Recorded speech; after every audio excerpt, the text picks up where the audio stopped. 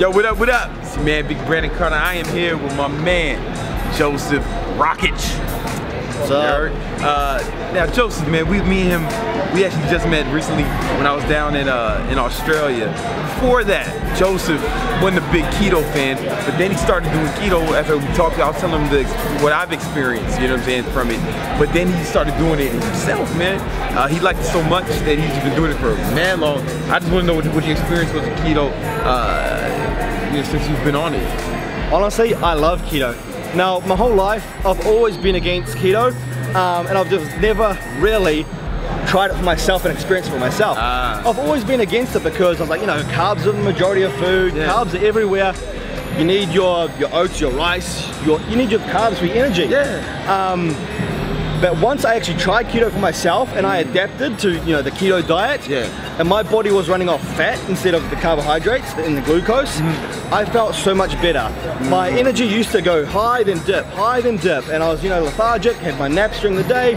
With keto, I honestly just felt like my energy was always high, always consistent. Level, high. Amazing. I just felt so much more energized, so much more productive. I got so much more shit done during the day. Like normally I'd wake up in the morning and I'd fluff around in the morning and get to my emails by midday. When I was on keto, man, I was waking up, I wasn't hitting snooze anymore. I was waking up and I was pumping out all my emails before like 8 AM in the morning. And I was like, fuck, what I did the rest of the day. That's one of the main reasons I do it, more than anything, more than the physical benefits, more than health or saying is the mental performance. I really feel like I am a better businessman. Like I get more accomplished and I'm more productive. And a lot of it is just because when you're eating carbohydrates, like you said, man, what happens is your spikes your insulin. You get tired. You know, tired from you have to eat. You all get it after lunch. A lot of you had that, or like you run out of carbs, man. You run out of glucose because your body runs and you go to dip. It's like with keto, you're more constant. I just know I'm just more focused. I accomplish more. Exactly. So much more productive and nothing else. Yeah. I mean, that's enough for me. Me too. What did you notice? I feel like any diet will get you ripped. Seriously. But what other benefits did you notice? So hunger. When I was like, I'm currently bulking and I've been bulking for a long time, and I am on a high calorie diet. Like I consume around 5,000 calories per day, which is a lot of calories. But when I was high in carbs, I was constantly hungry.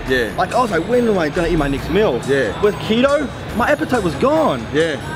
I wasn't hungry, like I just ate food because I enjoy eating food, but the hunger was gone, and I didn't have that feeling of hunger, which was amazing benefit to me because hunger has always runs your life. It runs your life. It can run your life, especially when you're like a bigger guy, right? It can really run your life, man.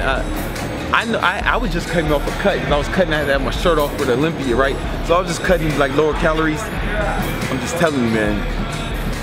It was a lot easier. Not say I burned more fat, right? That's not what I'm trying to say. It was easier to be on a low calorie diet because like I wasn't hungry. So people, and sometimes people just take the keto diet and say, man, you just eat whatever you want. It's calories, and cool. But it's easier to eat less calories if you're not hungry. You know what I'm saying? Like if you're just not hungry. You know? I think the reason why a lot of people lose so much weight and so much fat on keto is because by default they just eat so much less. You're gonna be in a deficit. It's like by default it puts you in a deficit. Because you are removing a whole food group as well. And your hunger goes down. Those two factors there, majority of the time by default puts you in a deficit. And why do people say that's a bad thing? Why do people hate on that? That sounds like a feature, not a flaw, right? Like so most people don't have to count. Like me and you, we track the calories, right? But I mean, I keep a scale in my pocket, in my bag, right, and travel with it everywhere I go. But most people who do keto don't do that because your body kind of regulates. Like you're just not as hungry, and then the food, you're just gonna be at a deficit, almost without having to try. I don't know why people try to frame that like it's a bad thing. It's a feature. It's a feature. Yeah, exactly. Well, have you cut with it yet? I haven't cut with it yet. You've only bulked with it. I've only bulked with it. But you've been able to stay lean though. Oh yeah, I always stay lean. Is it easier for you to stay lean on keto? Because my experience, I was doing exactly 5,000. Okay, not exactly. I was doing around 4,500 and 5,000 calories a day bulking on keto, and I weigh less too, so that was like a big surplus for me. And I didn't get as fat as I feel like I didn't get as fat as I normally would when I'm on a bulk like that. And when you're on a high carb diet, you hold so much more water. Now, I can't remember exactly, but I think it's, you know, with the insulin makes the kidneys hold the sodium, so you retain that water. But with low insulin levels, like your kidneys just flush out that sodium, they flush out the water. So even though my calories were identical from a high carb diet to my high fat keto diet, I noticed the water, I just look leaner and tighter. And not bloated. Not bloated. Another benefit, like after you have a big carb meal, you know, you feel like you're bloated. With the keto, you can have a big meal and you just feel like tight. And you don't get that distended gut, that bloated belly. You don't get sleepy. You don't get sleepy. And I think like a reason a lot of the bodybuilders have that big bloated gut, obviously it's a lot of other factors, but I think one of the reasons they have that big extended bloated belly is from the amount of carbohydrates that they consume. You know, the insulin, the carbs, like the insulin, and it all over time and over years. Like if someone's doing that for 2, 3, 4, 5, 6+ years, their gut just gets extended. And I believe the keto diet doesn't have that effect. It keeps everything tight. And I think you're right. And every guy, we just at the Olympia, everybody who competed, my friends competed, everybody, without exception, they all cut carbs to get ready. Without exception. Like, you can say it's calories in, calories out if you want, but if you want to get that fucking, I mean, it is, right? But it's more to it than that, right? It's a little more to it. If you want that lean look, shredded, there is nobody good on the planet that does that without lowering carbs or cutting carbs. It does not happen. It doesn't happen. Like, have you ever heard of it? What you have to remember is there's 3 macronutrients. There's protein, there's carbs, and there's fats. Now, in order to lose fat or weight, you need to be in a deficit. So you have to remove calories from somewhere. Protein you need builds muscle, maintains muscle. Fat you need for hormones and brain function and other things. Carbohydrates are actually irrelevant for the body. The body does not need them. Not essential. There's essential amino acids, your proteins. There's essential fatty acids. There's no such thing as an essential carbohydrate. So you can remove it, and if you are on a low calorie diet, instead of going low carb, it's probably better to go no carb, high fat. That way you'll have better energy, you'll feel better, you'll get better results, you'll stick to, because the biggest factor in getting results is being consistent with what you do and sticking to your diet. When you're on a low calorie diet and your carbs are very minimal, it gets hard. Because you're so limited, and that's when people crash, and that's when people binge. With the keto diet, it keeps all that under control, and you're much more likely to get results and succeed. The key is having that high fat, otherwise you're just doing Atkins, right? And I believe another reason why people fail the keto diet is not because of the keto diet, it's because of the application to the keto diet. So a lot of people say, oh, keto sucks, you feel shit, you're low in energy, and I'm automatically thinking, no, the keto diet doesn't suck. It's your application to the keto diet that sucks. You did that shit wrong. People think keto, no carbs. So what do? They remove all their carbs. They're basically just consuming protein and salads. So of course they're gonna feel shit. When you're doing a correct keto diet, you need to remove the carbs, but you need to bring your fats up. So you're running off another energy source.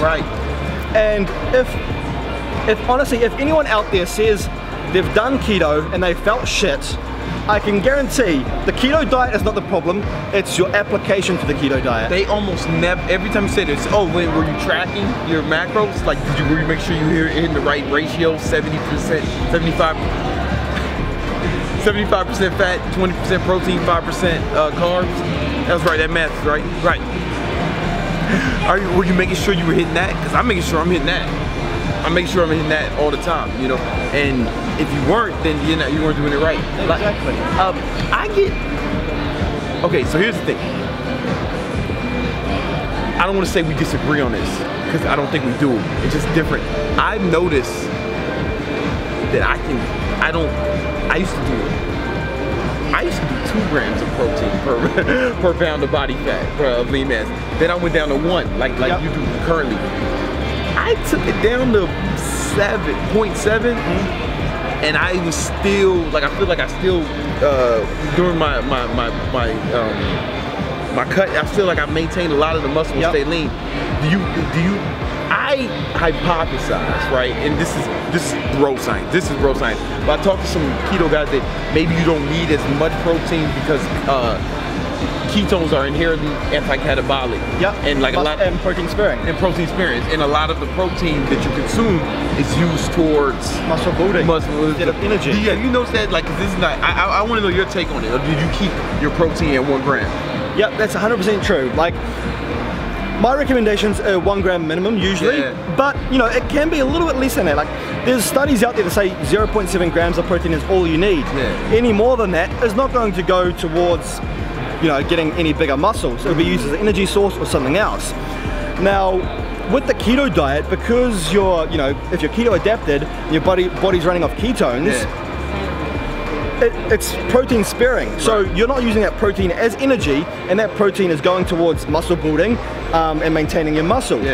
A problem that a lot of people get with the keto diet is their protein intake is too high. Way sky high, right? Now, if your protein intake is too high, for example, you know, 2 grams of protein per pound of body weight, like 350 grams of protein, it's probably kicking them out of ketosis, because the body, through a thing called gluconeogenesis, your body converts that protein into glucose and uses that as a fuel source.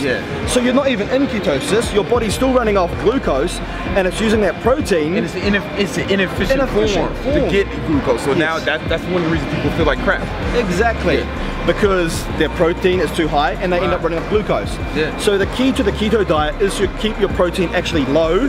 Moderate. Moderate, not low, moderate, and your fats high. You want your fats high.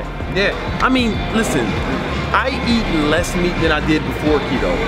Like less meat, less protein, more like green vegetables and like healthy fats, olive oil. How can you hate on that? How do you hate on that? Like, I don't know, like I'm actually eating less meat and more vegetables than probably every bodybuilder I know who's not on keto. Do you eat vegetables where you still eat? I mean, I know because I was watching your snap, because it's net carbs. It's not like just carbs, it's carbs minus fiber. And that fiber is important to get in. Especially on keto, because a lot of the fiber foods are removed. So you have to pay attention to consuming your greens, consuming your veggies to get that fiber in. And that way you can stay regular, you don't know constipation, stuff like that. I mean, I eat a lot of vegetables on it, man. Probably, and obviously if you're active, I think you can probably get a little more of those net carbs in, but I eat a lot of green vegetables, man. And you guys too, like basically it's almost like I'm eating salad and meat all day, you know, and in a good way, but with extra fat, you know, or I'm eating chicken wings and Brussels sprouts. That's one of my favorite meals, you know, like a lot of vegetables, man. Another thing that I like about the keto diet is people say it's so hard to stick to when you're out in public and with friends. I believe it is so much easier. It's easier. When you're out at a restaurant, if you're counting your calories and you get some rice, you don't know how much rice you're getting. Is it with oil? Does it have something else with it? How'd they prepare it? How'd they prepare it? It's so hard to track carbs when you're out. Like, you know, with the keto diet, you know, you can have keto anywhere. You go to a restaurant, you can get steak and butter. You go to a sushi place, you can get sashimi. There's always ways around it. So there's always ways to make a keto diet fit at any place you go to. Every steakhouse serves spinach, Brussels sprouts, asparagus that you can get with this steak, get some butter. Any place you go to, you can ask for a serving of butter. You ask for a serving of butter, they'll give you a serving of butter. And I also carry little butter, they're 7 grams in my bag or my pocket. When I'm at the restaurant, if they don't, I take it out. That's what's up, man. Yo, like, that's one of the hacks, man. Listen, y'all want, like, make sure you follow my man, his YouTube channel, man, Josef Rakich. I'll put a link in the description. He's a beast on all social media. I'll put a link to all social media in the description. Make sure you follow him.